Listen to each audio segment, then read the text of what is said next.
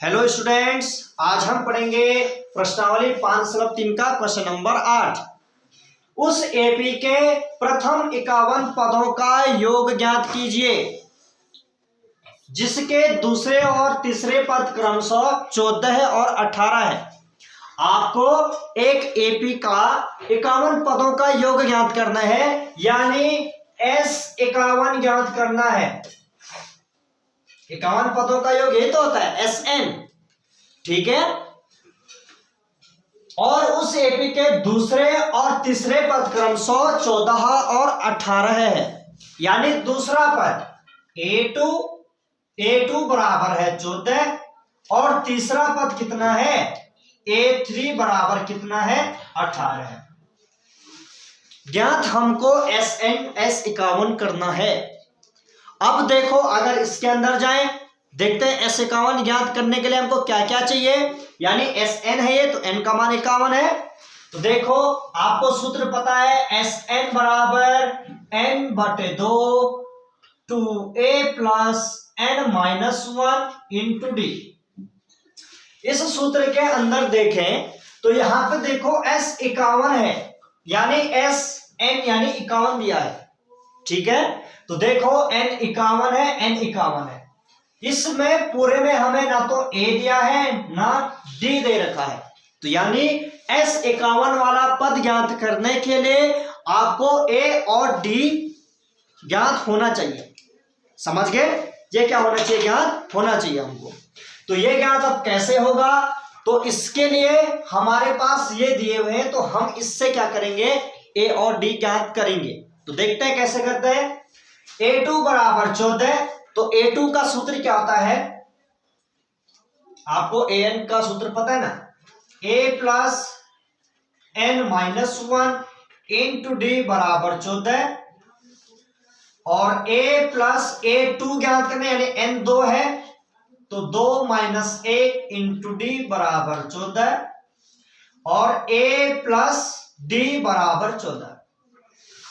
यही है, ये बन गया आपका समीकरण नंबर 1। हम A2 को क्या लिख सकते हैं? A प्लस डी लिख सकते हैं ना, ऐसे लिखते हैं ना, A प्लस डी बराबर 14 दिया है, A2 का मान 14 है, लिख दिया। A3 को क्या लिख सकते हैं?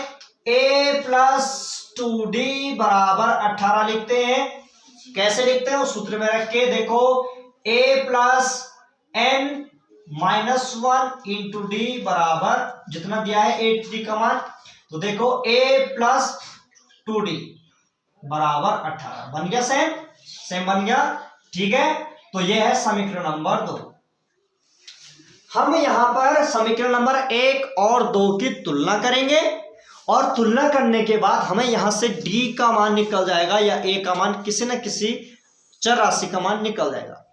उसके बाद हम इसका मान समीकरण 1 या 2 में रखेंगे, वहां से हम A का मान निकालेंगे, क्योंकि हमें A और D ही चाहिए। तब हम SN का मान ज्ञात करेंगे, S51 का मान ज्ञात करेंगे। तो देखो, समीकरण 1 व 2 से इनका क्या करते हैं? विलोपन विधि से भी लिख सकते हैं, है ना।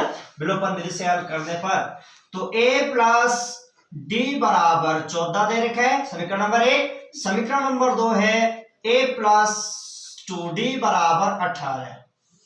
तो देखो, ये प्लस का है माइनस, ये प्लस का है माइनस, प्लस का है माइनस, विलोपन करना है।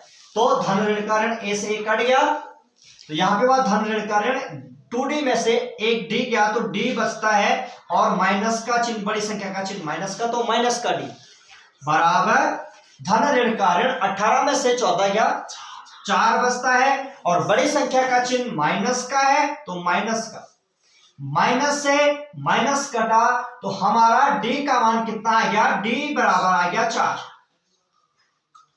तो देखो, हमने S51 के मान ज्ञात करने के लिए D का मान ज्ञात कर लिया है। अब हमें चाहिए A का मान, तो हम इस D का मान समीकरण नंबर 1 या तो समीकरण नंबर 2, जिसमें भी रखना हो आपको, है ना। तो D का मान समीकरण 1 में रखने पर, तो देखो, समीकरण 1 है A प्लस D बराबर 14, तो D इधर भेजेंगे, तो A बराबर 14 माइनस D, तो A बराबर डी का मान है -4, तो यानी a बराबर 10। a का मान कितना आ रहा है? 10 आ रहा है। अर्थात अब हमें यहां से a और d का मान ज्ञात हो चुका है। अब हम ज्ञात करेंगे, देखो उस एपी का 51 पदों का योग ज्ञात करना है। तो 51 पदों का योग यह है S51। तो इस सूत्र में आप योग वाले सूत्र से इसको हल करेंगे। तो देखो S51 बराबर n का मान दिया है 51/2, 2 गुणा गया a का मान दिया है 10 धन 51 -1 यानी n-1 और d का मान है 4।